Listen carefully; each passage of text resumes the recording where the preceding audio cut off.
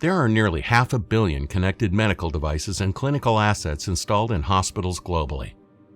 In the U.S. alone, healthcare facilities account for 4 in 10 attacks and $4 billion in losses from ransomware and breaches. That's because hackers, whether lone criminals, nation-state attackers, or malicious insiders, know that hospitals are particularly vulnerable, and that their protected health information, like medical records, accounting data, and socials, fetch a high price on the dark web, going for as much as $1,000 per record. Today, this hacker, Andre, has his eyes on the hospital's PHI data, all located in the hospital's data center. What stands in the way between Andre and his target?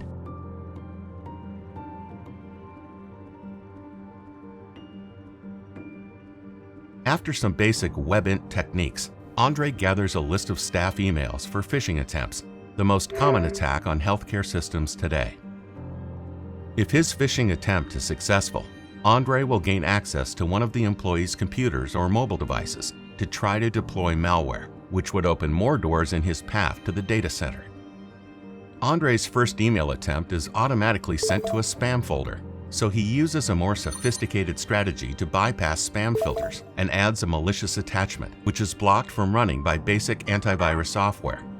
Finally, he tries sending out a link disguised as a new scheduling program, but this facility is equipped with Endpoint Detection and Response, or EDR security, which detects the link and flags it for suspicious activity. So for Andre, it's back to the drawing board.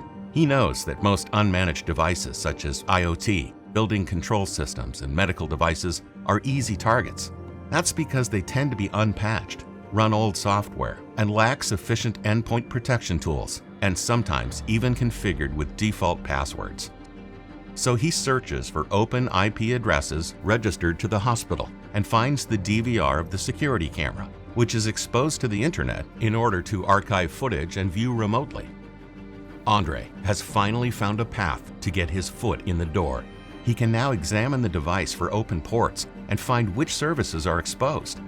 Once he finds an open service that's unpatched, he can search for vulnerabilities, which allow him to interrogate the device itself to root out default credentials like passwords and backup scripts. Andre can then check for a lateral move from the DVR to the internal network and get himself within striking distance of the exposed records inside. How could this facility have stopped Andre's breach? The first step in a solid risk mitigation plan is understanding what you have and what could be at risk. You'll also need a way to automatically detect any abnormal communication between device families and block this type of communication in advance. Lastly, keep staffers vigilant to ensure they spot and report any suspicious third parties who might tamper with connected devices and create other exposures.